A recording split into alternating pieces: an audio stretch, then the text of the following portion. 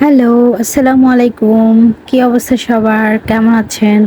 আজকে খুবই মজাদার একটি এবং পুষ্টি গুণগত মানসম্পন্ন খাবার রান্না করব। সেটা হচ্ছে কচু শাক, ইলিশ মাছের মাথা দিয়ে। এজন্য কচু শাকগুলো ধুয়ে আমি ভালো করে এটাকে সিদ্ধ করে নিচ্ছি, যাতে করে এটা ভালো করে সিদ্ধ হয়ে যায়। এটার পানিটা আমি ফেলে দিব, তাহলে কচুটা আর গলায় ধরবে না। এর জন্য আমি পরপর কয়েকবার নেড়ে চেড়ে ঢাকনা দিয়ে এটাকে আমি ভালো করে সেদ্ধ করে নিচ্ছি। সেদ্ধ করা হয়ে গেছে, এখন আমি এটার পানিটাকে ঝরিয়ে নিচ্ছি একটা ছাঁকনির মধ্যে। আর এখানে দিয়ে দিয়েছি সামান্য পানি, লবণ, তেল, কয়েকটা কাঁচামরিচ, আদা রসুন বাটা, হলুদের গুঁড়া, মরিচের গুঁড়া, ধনিয়া গুঁড়া এবং ইলিশ মাছের মাথা। ভালো করে কষানো হয়ে গেলে এখানে আমি দিয়ে দিলাম সিদ্ধ করে রাখা কচু শাক।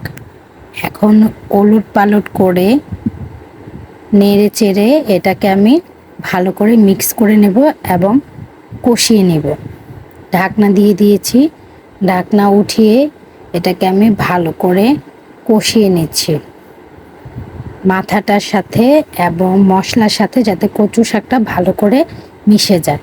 এবং যতক্ষণ না পর্যন্ত কচু শাকের পানিটা শুকিয়ে আসছে, ঠিক ততক্ষণ পর্যন্ত এটাকে নেড়ে চেড়ে ভালো করে কষিয়ে নিব। আমার কষানো হয়ে গেছে। এখন এখানে আমি একটি কড়াইতে তেল, রসুন কুচি, পেঁয়াজ কুচি নিয়েছি, এটাকে বাগার দিব। এখন পেঁয়াজটাকে আমি ভালো করে ভেজে নিচ্ছি যতক্ষণ না পর্যন্ত এটা ব্রাউন কালার হয়ে যায়। আমার এখানে ব্রাউন কালার চলে আসছে। এখানে আমি যে কচু শাকটা রেডি করে রেখেছিলাম সেটা এখানে দিয়ে দিব।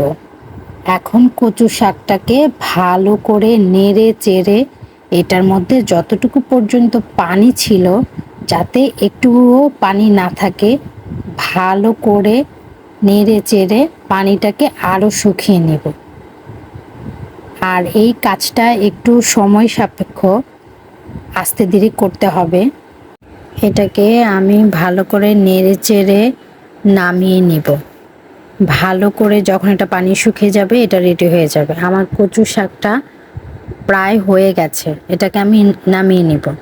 আমার ভিডিও যদি আপনাদের ভালো লাগে তাহলে অবশ্যই লাইক, কমেন্টস অ্যান্ড শেয়ার, আর অবশ্যই আমার চ্যানেলটিকে সাবস্ক্রাইব করে পাশে থাকবেন। আজকে এই পর্যন্তই। সবাই ভালো থাকবেন। আল্লাহ হাফেজ।